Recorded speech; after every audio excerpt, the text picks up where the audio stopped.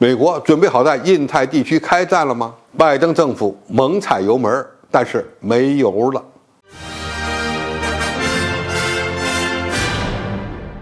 观众朋友，大家好，我是付前少。在美国政府发布的安全战略文件中，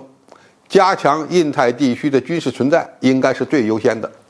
拜登政府承诺，2023年将是一代人以来美国在印太地区的军事态势最具变革性的一年。为了实现加强对中国的威慑力，拜登政府需要继续踩油门。其具体计划如下：美国和日本协商，同意将美国第3海军陆战队师暂时留在冲绳，并在2025年用新的第12海军陆战队滨海团取而代之。两国还同意在加索纳空军基地共享弹药储备。紧接着，美国和菲律宾谈判，让菲律宾同意增加4个军事基地。该协议为美军在亚太地区的行动提供了方便。2023年3月，作为奥库斯安全伙伴关系的一部分，美国同意增加其核潜艇对澳大利亚港口的访问，并同意最早在2027年之前轮换4艘弗吉尼亚级潜艇。五角大楼的预算申请包括23亿美元用于印太地区的军事基地建设。美国国防部将2024财年的军事建设资金的75%用于日本和关岛，这一比例高于前一年的66%。而未来在第2岛链、澳大利亚和东南亚需要更多的投资。除了军事预算之外，拜登要想改变印太地区变革性态势的效果，还需要真正的调动军事力量。奥巴马政府将重心转向亚洲的战略发布之后，就在日本新增了2艘驱逐舰，并在该地区部署了第4代的隐身战机。然而除此之外，拜登政府似乎没有什么太好的选择，或者说其任何的军事部署都让中国没有什么感觉。比如美军在关岛增加了1艘核潜艇，并且部署了萨德反导系统，在新加坡增加轮换的平海战斗舰。随着 F-15CD 战机的退役，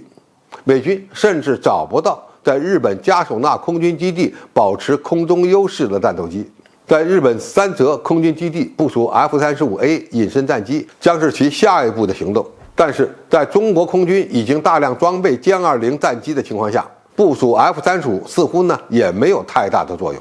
美国陆军为印太地区打造的多域特遣部队，号称能够加大印太地区的大国竞争，但是目前仅有1支多域特遣部队有希望尽快在印太地区进行部署。美国海军已经派出了14艘潜艇到大西洋的各个港口，只有6艘部署到太平洋。想靠几艘攻击型核潜艇就对中国进行威胁，那是远远不够的。拜登政府还打算花6.3亿美元在印太地区建造燃料设施和储存项目，但是当前因为预算不足，要推迟到2027年和2028年。如果不改善美军在印太地区作战的后勤补给基础设施，那么他们就没有条件打一场大规模的战争。拜登政府看起来已经把吃奶的劲儿都用上了，正在全力提升印太美军的威慑能力，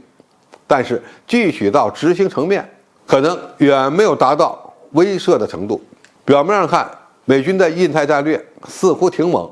但是仔细观察你会发现，其实几乎没有什么太大变化。仅靠这些举措远远跟不上解放军的发展速度。